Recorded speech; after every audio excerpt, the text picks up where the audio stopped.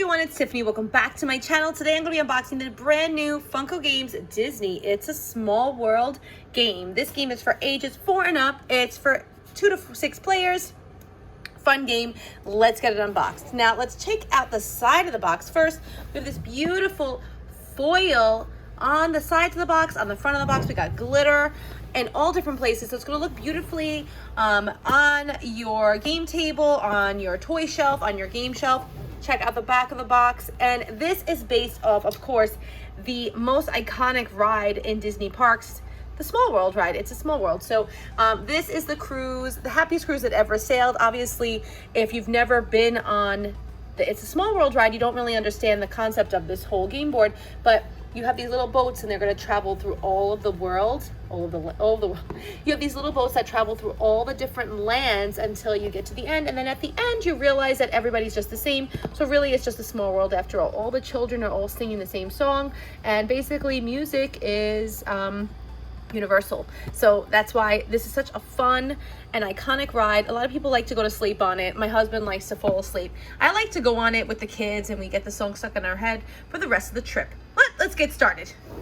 Gonna get it unboxed. I'm gonna do a quick gameplay, how to play, and then we're gonna rebox it. Let's do this. Gorgeous. This is gorgeous. I love the colors. It's just so whimsical. This beautiful game board with this die cut in the center. Oh my gosh. Amazing. Just check out, let's just appreciate the packaging. Honestly, I love it so much. The box liner, the artwork is fantastic. It's beautiful, gorgeous, gorgeous, gorgeous. It's the motif of the It's a Small World ride.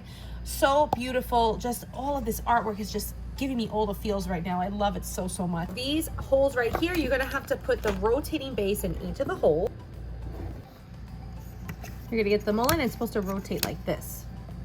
Then you're going to insert a scene board in each of the rotating bases. Then you're going to take your card tray and you're going to place it in the center, and you're going to put the clock tower in the back of the card tray. So magical.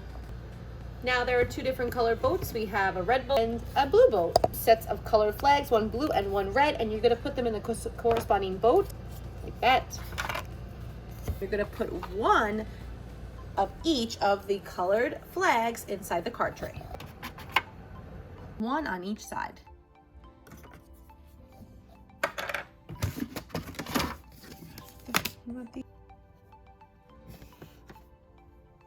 To actually draw 4 cards and place them in your card holder. This is a card holder. You get 2 of these card holders.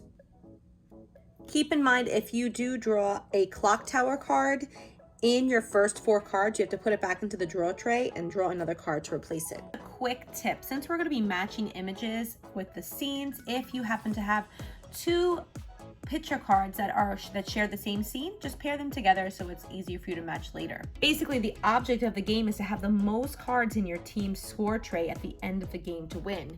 And you're going to do this by discarding and looking for matches, and then whoever has the highest amount is obviously the winner. Looking at the game board, you're going to notice that there are different colored boats.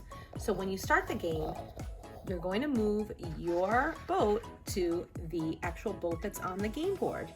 There are 2 rectangles there. Those actually depict cards. So whatever you land on are the number of cards you're going to pick up.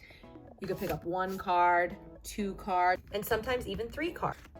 Okay, now that we moved our boat onto the game board, it says that we have to pick 2 cards from the draw pile. So drawing 2 cards, 1, 2. If you happen to draw a clock tower card, immediately turn the clock tower wheel to the next number. We're not doing that though because I didn't draw it. However, if you happen to draw a flip the scenes card, you could flip the scenes to any board to their opposite sides, and you could flip as many scenes boards as there are symbols on the card. So we would actually flip boards 4 times, but you don't also have to use this right away. You can hold on to this card.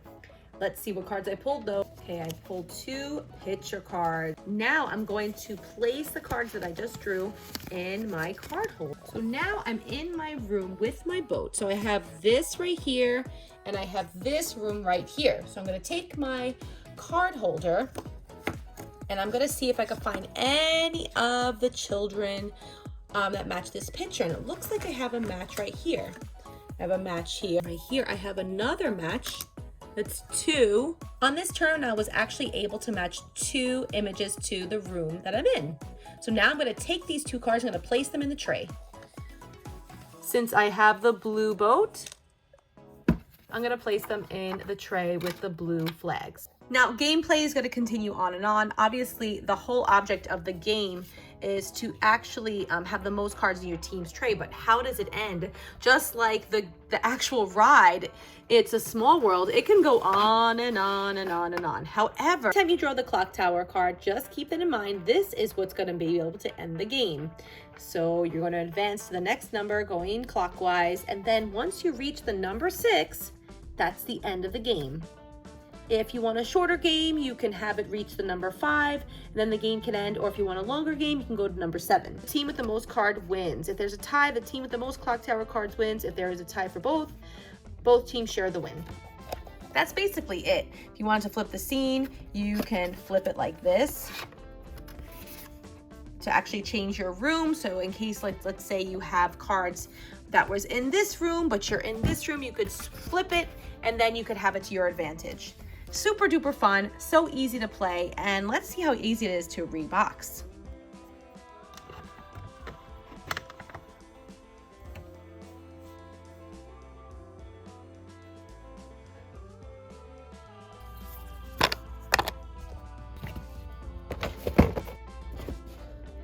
I love the liner of the top of the 2-piece box. This is so cool. It says, join the happiest cruise that ever sailed around the world. It's so beautiful. I love it.